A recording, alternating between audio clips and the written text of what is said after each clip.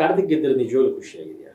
ಖುಷಿ ಅಲ್ಲ, I have accepted it. It's not about ದುಃಖ ಆಗಿದೆಯಾ ಖುಷಿ ಆಗಿದೆ ಅದು ಬೇರೆ. ಬಟ್ ರಿಯಾಲಿಟಿಗೆ ಅಂತ ಬಂದಾಗ ಇವಾಗ ನಿಮ್ಗೆಲ್ಲೋ ಒಂದ್ ಕಡೆ ಅನ್ಸುತ್ತಾ ನಿಮ್ಮಿಬ್ರಲ್ಲಿ ಇವಾಗ ಕಾಂಪಿಟೇಷನ್ ಅಂತ ಬಂದಾಗ ಒಳಗಡೆ ನೀವು ಕಣ್ಣಾರೆ ನೋಡಿರೋದು, ಬೇರೆಯವ್ರು ನೋಡಿದ್ದು, ಹೊರಗಡೆ ಅವ್ರು ನೋಡಿದ್ದನ್ನ ನೋಡಿದಾಗ ಹೂ ಡಿಸರ್ವ್ ದ ಬೆಸ್ಟ್? ಸಿ, ನಾನು ಅಲ್ಲಿ ಹೋಗಿರೋದು ಬೇರೆಯವ್ರನ್ನ ಗೆಲ್ಸಕ್ಕೋಸ್ಕರ ಅಲ್ಲ, ನಾನೇ ಗೆಲ್ಲಕ್ ಹೋಗಿದ್ದೀನಿ. ಅಫ್ಕೋರ್ಸ್ ನಾನೇ ಗೆಲ್ಬೇಕು ಅಂತ ನಾನು ಖುಷಿ ಪಡ್ತೀನಿ. ಬೇರೆಯವ್ರು ಗೆಲ್ದ್ರೆ ಯಾಕೆ ನಾನು ಖುಷಿ ಪಡ್ಬೇಕು? ನೀವೇ ಹೇಳಿ. ನಾನು ಗೆಲ್ಲಕ್ ಹೋಗಿರೋದು. ನಾನು ಏನಕ್ಕೆ ಒಂದು ರಾಂಗ್ ಸ್ಟೇಟ್ಮೆಂಟ್ ಕಾರ್ತಿಕ್ ಬದಲು ಪ್ರತಾಪ್ ಕೈನ ಸುದೀಪ್ ಸರ್ ಎತ್ತಿದ್ರೆ ನಾನು ಇವಾಗಲೂ ಅದೇ ಹೇಳ್ತೀನಿ. ಸುದೀಪ್ ಸರ್ ನಂಗೆ ಆ ಕ್ವಶನ್ ಕೇಳಿದ್ರು, ನಿಮ್ಮ ಬದಲ ಬೇರೆಯವ್ರು ಯಾರು ಕೈ ಎತ್ತಬೇಕು ಅಂತ ಹೇಳಿದಾಗ ನಾನು ಹೇಳಿರೋದು ಒಂದೇ ಉತ್ತರ ಏನು ಅಂದರೆ, ಇಲ್ಲ ಸರ್, ನಂದೇ ಕೈ ಇರಬೇಕು ಅಂತ. ಇವತ್ತಿಗೂ I stand with that. I still stand with that. ಬೇರೆಯವ್ರಿಗೆ ಸಿಕ್ಕಿದ್ರೆ ಖುಷಿ ಹೇಗಾಗಕ್ಕೆ ಸಾಧ್ಯ? ನಾನು ಗೆಲ್ಲಕ್ಕೆ ಹೋಗ್ಬೇಕಿದ್ದೀನಿ ಅಂದರೆ. But I have to accept that is life. ಸಿಹಿನೋ ಕಹಿನೋ, ಆಕ್ಸೆಪ್ಟ್ ದ ರಿಯಾಲಿಟಿ. ಆ್ಯಂಡ್ ಒಳಗಡೆ ಇನ್ನು ಟಾಸ್ಕ್ ಅಂತ ವಿಚಾರಗಳು ಬಂದಾಗ ಒಂದು ಈ ನೀರೆರ್ಚೋ ಟಾಸ್ಕ್ ಬರುತ್ತೆ, ತೋಪಿನ ನೀರು. ಐ ಥಿಂಕ್ ಅದು ಐಡಿಯಾ ಬಂದು ನಿಮ್ಮ ಟೀಮ್ ಅವರೇ ಮಾಡ್ತಾರೆ. ಬಟ್ ಅದು ಉಲ್ಟಾ ನಿಮಗೆ ಆಗುತ್ತೆ ಅಂಡ್ ಹರ್ಟ್ ಆಗುತ್ತೆ ನಿಮಗೆ. ನೀವು ಪ್ರತಾಪ್ ಇಬ್ರು ಆಲ್ಮೋಸ್ಟ್ ಆಚೆ ಹೋಗ್ತೀರಾ. How was that situation, condition? ನಿಮ್ಮ ಒಂದು ಮನಸ್ಥಿತಿ ಹೇಗಿತ್ತು? ಐ ಥಿಂಕ್ ನಾನು ಇಡೀ ಲೈಫಲ್ಲಿ ಕೂಗಾಡ್ತೀರಾ, ನೋವು ಇರುತ್ತೆ.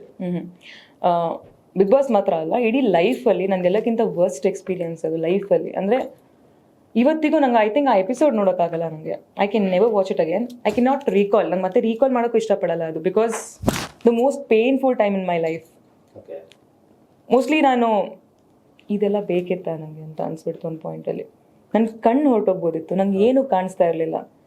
ಯಾಕೆ ಬೇಕು ಇಷ್ಟೆಲ್ಲ? Is it worth? ಕಣ್ಣು ಡೊನೇಟ್ ಮಾಡೋ ರೇಂಜಿಗೆ ಬರ್ತಾ ಇದು ಅಂತ ಅನ್ಸ್ಬಿಡ್ತು.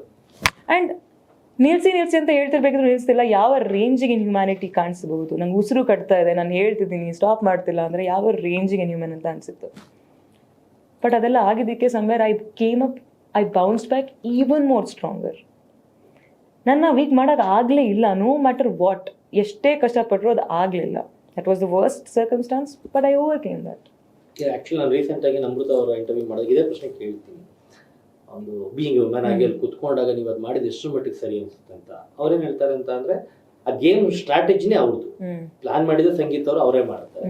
ಅವರು ನಮ್ಗೆ ಹಾಕ್ತಾರೆ, ನಾವು ತಡ್ಕೊಂತೀವಿ, ನಾವು ವಾಪಸ್ ಹಾಕ್ತೀವಿ. ನಮ್ಗೆ ಇದ್ದಿದೆ ಮೂಗೊಳಗಡೆ ಹೋಗ್ಬೇಕು, ಕಣ್ಣೊಳಗಡೆ ಹೋಗ್ಬೇಕು, ಆ ನೋವು ತಡ್ಕೊಳ್ಳೋದಾದ್ರೆ ಹೇಳ್ಬೇಕು ಅನ್ನೋದಕ್ಕೆ ನಾವು ಮಾಡ್ತೀವಿ ಸ್ಟ್ರಾಟಜಿ ಅಂತ. ಬಟ್ ಅದಾದ್ಮೇಲೆ 2 ದಿನ ಆದ್ಮೇಲೆ ಅವ್ರು ಕುತ್ಕೊಂಡು ರಿಗ್ರೆಟ್ ಮಾಡ್ತಾರೆ ಆಚೆ. ಮೋಸ್ಟ್ಲಿ ಅದು ನಿಮ್ಗೆ ಗೊತ್ತಿಲ್ಲ. ಬಟ್ ನೀವು ಹೊರಗಡೆ ಹೋದಾಗ 2 days ಅಲ್ಲಿ ನಡೀತು ನಮ್ಗಳಿಗೆ ಗೊತ್ತಿಲ್ಲ. What doctor told you exactly? See, acid damage ಅಂತ ಬಂದಾಗ ಬೇಗ ಹೀಲ್ ಆಗುತ್ತೆ ಐಸ್. ಬಟ್ ಆಲ್ಕಲೈನ್ ಡ್ಯಾಮೇಜ್ ಅಂತ ಬಂದಾಗ ಇಟ್ಸ್ ಸಿವಿಯರ್ ಡ್ಯಾಮೇಜ್ ಅಂತೆ. So for me it will take 2 months to heal eyes. 2 months. So ನನಗೀಗ ಫೋಟೋಫೋಬಿಯಾ ಅಂತ ಇದೆ. ಸೊ ಲೈಟಿಂದ ನಂಗೆ ಸೆನ್ಸಿಟಿವಿಟಿ ಇದೆ ಐಸಿಗೆ. ಸೊ ಜಾಸ್ತಿ ಲೈಟ್ ಇದ್ದಾಗ ಕಣ್ಣು ಬರುತ್ತೆ. ನಂಗೆ ಇಡೀ ಬಿಗ್ ಬಾಸ್ ಮನೇಲಿ ಅದಿಷ್ಟೋ ಜರ್ನಿನಲ್ಲೂ ನಂಗೆ ಸಿಕ್ಕಾಪಟ್ಟೆ ಕಣ್ಣು ಬರ್ತಿತ್ತು, ಉರಿ ಇರ್ತಾ ಇತ್ತು ಕಣ್ಣಲ್ಲಿ. ಸ್ಟಾರ್ಟಿಂಗ್ 2 weeks ಬ್ಲರಿ ವಿಷನ್ ಇತ್ತು. I couldn't see anything. Like ಹತ್ರದ್ದು ನಂಗೆ ಕಾಣಿಸ್ತಾ ಇರಲಿಲ್ಲ, ಕೈ ಎಡ್ಡೆಡ್ ಕಾಣಿಸ್ತಾ ಇತ್ತು, ಆ ರೇಂಜಿಗಿತ್ತು.